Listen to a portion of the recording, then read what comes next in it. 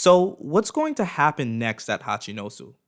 We got Garp and Sword wreaking havoc on the island, or should I say, wreaking havoc on Pizarro.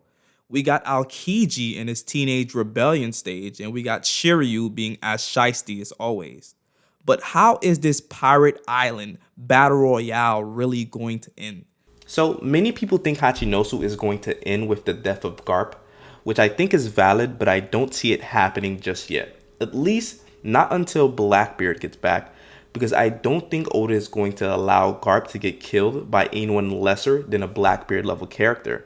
But it's understandable that people may think Garp's place in the story ends here, because there are way too many major death flags. For one, he's already named his successor in Kobe, and he's not exactly in the best position right now based on the recent chapter. Even his dialogue here seems to remind me of Whitebeard's dialogue in Marineford before his epic demise. Before Whitebeard died, he told his allies to retreat now that Ace is saved and the mission is complete, right? And similarly, Garp is telling Sword and their allies to leave him behind now that Kobe and the prisoners are saved. But we know things didn't exactly turn out well for Whitebeard, and it may not turn out well for Garp. The parallels don't stop there if you're worried for Garp. Even this comment from Prince Groose looking for Garp's approval is oddly similar to Squard's sentiment on Whitebeard having a favorite son. So there are some troubling foreshadowing here by Oda. Even Avalo Pizarro is already projecting what the newspaper will read in the midst of about to destroy Garp's ship. And as we know, destroying someone's ship is a metaphor for ending someone's journey on the seas. As we see with Kid in Law's ship recently, and as we've seen with Whitebeard's ship first. But speaking of Avalo Pizarro, his projection on what will be written on the newspaper gives a huge clue on what's going to happen soon at Hachinosu. Or should I say, what's not going to happen. What Pizarro says is going to happen, which is Garp's demise, is exactly what's not going to happen. Let me tell you why. The only person who is allowed to project the headline of the newspaper is Big News Morgan. The only person who was allowed to announce someone's death is the narrator. So it seems like Pizarro is jumping to conclusion here, and his projection sounds like a famous anime last words. I believe that is Oda's way of saying this is not exactly how things will play out here. Final Saga Oda is very unpredictable, so I believe he's using Pizarro as a device in the story to bait us into thinking exactly what Pizarro said, which is Garp is going to die. Then last minute, he usually introduces an unexpected outcome, usually through the medium of an X factor. So what is that X factor? What if I told you that Cross Guild is that X factor? In that case, I guess it's more of a cross factor rather than a X factor, I guess. But just think about it. Where else in the story does Cross Guild fit? Not Egghead, because I think Luffy and the crew got that figured out. And if anyone's helping them, it will be the Grand Fleet, or it will be Dragon and the Revolutionary Army. I think there will be two battle royales to start the final saga. One being in Egghead, and another at Beehive Island, which is also why I think Garp and Sword's defeat will be interrupted by Cross Guild. Just think about it. We've seen Cross Guild mentioned the most on Hachinosu, especially from the lower tier pirates who revealed the bounties of Kobe and Garp. They seem to at least be knowledgeable about the fact that Cross Guild would pay for marine bounties. It seems to me that's Oda's way of telling us to connect Cross Guild and Beehive in some way, as if to say their paths will have to cross. But naturally, some of you may be thinking, why? What would be their motivation for showing up to another Yonko territory?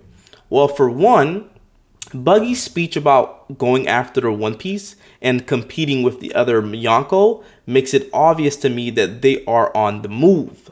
Secondly, I remember that Perona told Mihawk that she would be heading to Hachinosu to save Moria, and she is still there after saving Kobe.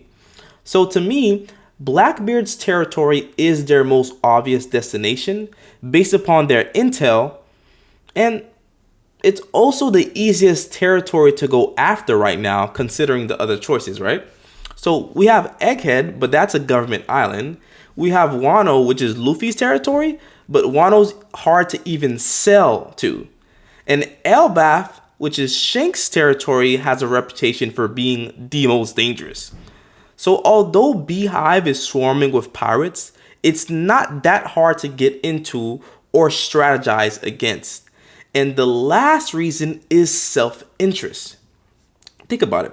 What would be in Cross Guild's best interest?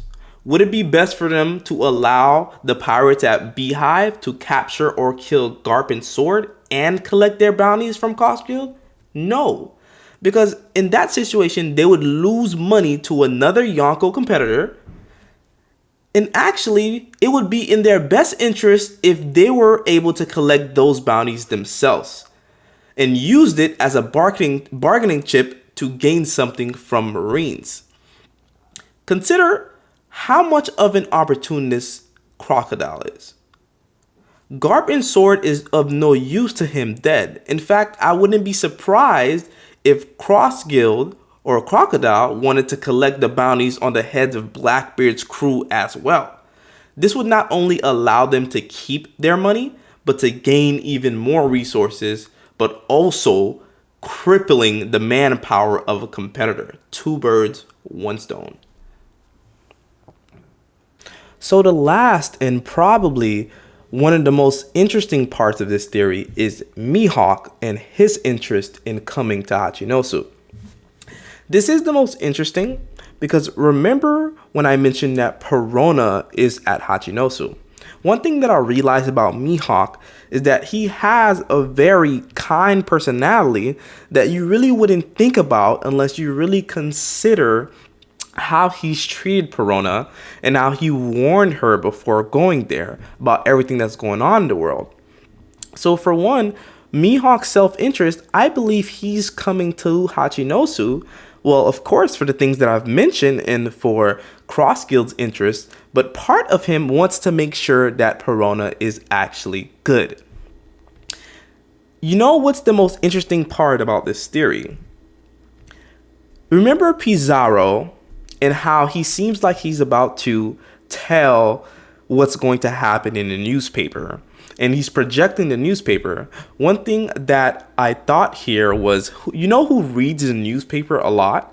Or not a lot. I think a lot of people do. But Mihawk reads the newspaper a lot. And I think about his theme that Oda wants to fit in when it comes to Future Sight. And how Pizarro is trying to do a false Future Sight by telling people or telling us as the readers what's actually going to happen. But that's not going to happen. And I thought here, would it not make the most sense for Mihawk to come in here and just wreck Pizarro? And I thought of something else. Oda has this way of always showing that Mihawk is one level or two steps above Zoro.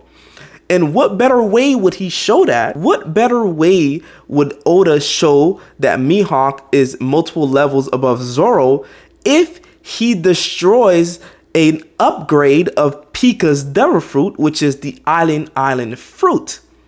And I know it's kind of weird here because people are thinking like, okay, if Mihawk's coming to Hachinosu, we got Pizarro there, we got the Island Fruit. He's going to destroy an island or cut an island, I hope. This part of the video is just more like fun headcanon. I'm not sure if it's Mihawk that's gonna destroy Pizarro or destroy Pizarro at all, but I think it would be very, very interesting. Also considering that Shiryu is there as well, and I see a lot of memes on Twitter of people saying, "Oh my God, I don't know how people could buy into the Mihawk hype if the only opponent he's gonna have is Zoro and he's gonna lose." And I also think, I don't think that's the case. Shiryu will have to go up against Mihawk before Zoro does. Because I think, for one, Shiryu needs to learn the pinnacle of swordsmanship. I don't think that Shiryu is going to end up killing Mihawk, guys. It doesn't make sense. I do believe that the Blackbeard pirates, the subordinates at least, are going to have their Sabaody moment here. Oda is trying to make it really, really intentional about telling us that the world of One Piece is so expansive, we've been outside of Luffy and the Straw Hats for this long. There are consequences to your actions when you're away from Luffy.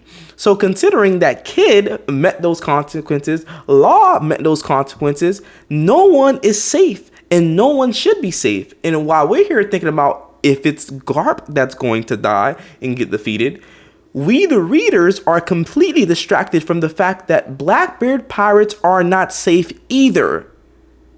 The Straw Hat pirates are the main characters of the show and they weren't safe. I do think that the Blackbeard pirates need some level of character development.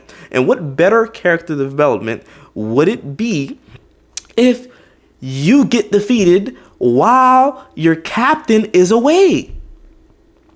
Consider that Mihawk is seen as this device that's only for Zoro, and people are not interested in Mihawk behind Zoro. I think this would give Mihawk's character a lot of credibility if he defeats Shiryu, defeats not kills, and Shiryu gets a taste of what it means to be the top. And Shiryu goes to fight Zoro and they both have a scar on their chest. That would be, to me, much better narratively than just Shiryu somehow sneaking and killing Mihawk. So I think this situation, Cross Guild coming to Hachinosu and Mihawk coming, would make the most sense. Remember in, let's see, what movie was it? Was it the movie with Bullet in it? I forget the name. It leaves me. When Zoro tries to cut up, or he does end up cutting that meteor from Fujitora, and Mihawk just comes in there with a swipe of his sword, just easily cuts it, while Zoro is saying 1,000 multiple attack names, like a final attack level thing. It would make perfect sense for just about when Pizarro is about to project the newspaper and use his future sight, Mihawk comes and completely decimates his hand with one swipe, mimicking what Zoro did to Pika in Dressrosa, but much better and much easier. That's the theory, guys.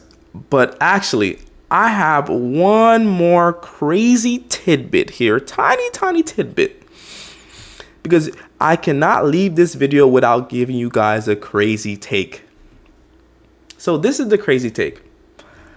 Why do you think Mihawk was chasing Marines when he was younger? My crazy, very, very fringe theory is that Boa Hancock is Mihawk's sister, and she was captured and in slavery for most of her younger and teenage years, and his mission in his heart was to try to free her, and for that purpose he was chasing Marines and world government officials. I also have the theory, I don't think it's my theory, it's the half-sibling theory, suggests that Mihawk and Boa are siblings, but I think that it goes further than that. I don't think it's half-siblings. I think that Mihawk and Boa are siblings, and Rayleigh and Shaki is their mom. Even considering Shaki, she looks like she has the same little thing that Mihawk has here. And another theory of mine is that Rayleigh was the previous world's strongest swordsman. I put out a Twitter post about how Rayleigh and Zoro has the same scar come across their chest. A clean-cut, perfect scar that still has stitches on it because Mihawk does not do bad scarring. Like how we've seen some swordsmen have bad scarring. No shade to Odin and his fight with Kaido, that was not a clean scar. Mihawk is the only character in this universe that when he scars somebody, they still have the stitches to this day, implying that it's not fully healed. So I do think that Boa Hancock and Mihawk are siblings. And remember how Blackbeard went after Boa's territory and hurt her. I, for one, think that one of Mihawk's main character developments that is going to be weird and is going to be a quirk, because every One Piece character has to have a quirk. His quirk is that he loves Boa a little bit too much and is very, very passionate about anybody that touches her ever since she's been in slavery in Marijoa. Consider this as well, which would be some amazing foreshadowing by Oda.